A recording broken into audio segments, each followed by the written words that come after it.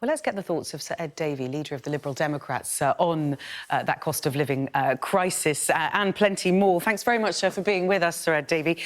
I just want to start with what we heard there in Shaman's report, this notion that even working parents, working families will find themselves suddenly unable to feed themselves or heat their homes. What would the Lib Dems' strategy be to tackle that? It's extremely alarming to see so many millions of people extremely worried about heating and eating. So Liberal Democrats have argued, first of all, the government shouldn't have cut the universal credit uplift. They should have been more generous. They also shouldn't be going ahead with this increase in a tax on jobs, which is going to leave both employees and employers worse off. And they should be actually addressing this energy price crisis. I have argued that there should be a Robin Hood tax, a windfall tax on the super profits of the gas companies who are just making out with the global gas prices going up. And that money, some of that money should go to the more vulnerable in society. I've argued that the pension or winter fuel allowance should be doubled, and something called the warm home discount, which helps people taking money directly off their bills, that should be doubled and many more people should get it. So we've got some practical measures that the Liberal Democrats have put forward, but the government just seems in total inertia, completely incapable of taking any leadership. But I mean, they are proposals also that have been put forward by Labour. I mean, certainly a windfall tax on oil and gas. Some saying that could lead to less investment, in oil and gas, which then, of course, would lead to higher prices. So not necessarily solving the problem. And then on the warm homes discount, the issue there could be this is already an industry-managed scheme that's in place. Normally the way it works would be that those who can afford, or well, in the old days, could afford, would pick up the bill for the poorest households. But the problem is, what we're going to see is the squeezed middle suddenly having more put on their bills in order to double the warm homes discount for those who can't afford. And you're suddenly seeing a squeezed middle that are no longer a squeezed middle, they're falling down and down the pecking order. It feels like we need something far more systemic to try and deal with the cost of living crisis than these sorts of measures that have been put forward. I mean, are there any other creative measures that any party is coming up with at the moment? Well, first of all, I've got to disagree with you quite strongly about your characterisation of what we think is a really ambitious policy to help people who are struggling. The warm home discount, you're right, is currently coming off the bills and in terms of other bill payers paying for it. Under our proposals, that money would have to be paid for by the taxpayer. So you'd actually reduce everybody's bills because this cost that's currently paid through bills, which you're quite right, would come off and onto the taxpayer, funded by this Robin Hood tax. And you said earlier that it would be difficult for gas companies because they'd curb investment. Simply not true. Windfall taxes, by their very nature, don't impact investment plans. These super profits that the gas companies are making because of this unexpected rise in gas prices will not impact their investment at all. They're just, as the Chief Executive BP said, they're acting like a cash machine. That's unfair. It's unfair that these gas companies are making such profits when people are having to choose between heating and eating. So I say again, the Liberal Democrat proposal, which was actually significantly before Labour, but I'll let that by. I'm pleased Labour are now saying the same thing. The opposition parties saying the same thing to government. We have some real proposals here, funded proposals, to really help those people who will be struggling.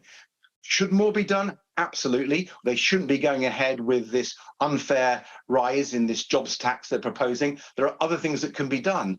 But I think, first of all, the government should adopt Liberal Democrat policy, which is very radical and will make a big difference quickly. All right. Well, I want to get you on to what we originally asked you to talk about today, which is the parties in Downing Street, the potential delay again to the Sue Gray report whilst we wait for the Metropolitan Police to do their investigation. On Twitter, you've called it a stitch-up between the Met leadership and Number 10. What do you mean by that? Well, let's be clear. I have nothing but respect for the rank-and-file police officers who put their lives in danger every day to keep us safe. And that's why I'm worried about any growing perception of a stitch-up. It's pretty dangerous. And let's look what's happened. The Met originally said they would not retrospectively investigate these issues. They said they wouldn't do it. Then they said they might, but they would read the Sue Gray report after it had been published. Then they changed for a third time and said they would investigate, but Sue Gray should publish in full first. And then they changed their minds again at the last minute and said and therefore we now have this long delay before the Sue Gray report is published. It's an utter fiasco, and it's got to stop. And that's why Liberal Democrats are going to call this out.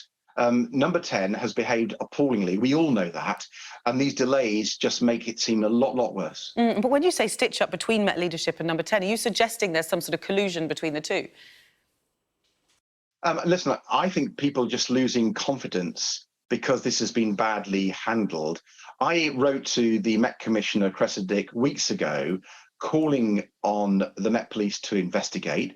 If they had done that when I first called for it, the investigation would have been finished and we could have moved on with the results of, in fact, both investigations. That's why I think, it's right for opposition parties to really question what is going on. The whole of the government is in chaos at the moment. It can't make decisions about the cost of living. We're just talking about the cost of living. The government coming forward with no package to help people because they're too busy worrying about their own skins because this has been so badly handled. Sir Ed, I want to ask you, I wonder, because I know, I know from reading what you've said that your priority is to get Boris Johnson out. You'd like him to resign. You've been wanting him to resign for a while. If that is your aim, what would be so bad about waiting until the Met concludes its report to go alongside the Sue Gray report? Potentially that could be more damaging for the Prime Minister. Or are you concerned that the Metropolitan Police report is going to exonerate the Prime Minister?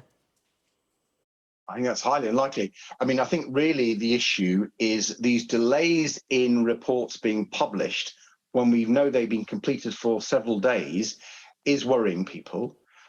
If the Met Police had got on with the job when I asked them to, we would already have the report. And I think it's those delays that are beginning to sound alarm bells across Westminster and Whitehall and the whole country, frankly. And I'm not the only one who is expressing alarm at the delays. I mean, don't get me wrong, having called for the Met Police to investigate, I welcome the fact that they are investigating, but I'm worried that we were told that the Sue Gray report could be published and it wouldn't interfere with the investigation. Now people have changed their minds all of a sudden. You can understand why people might be getting a little bit worried. Certainly, and I'm sure, well, I wish I could say that we wouldn't be talking about this in days or weeks, but I imagine we will. Sir Ed Davey, thank you very much for sharing your thoughts and on not only Partygate, but also the cost of living crisis.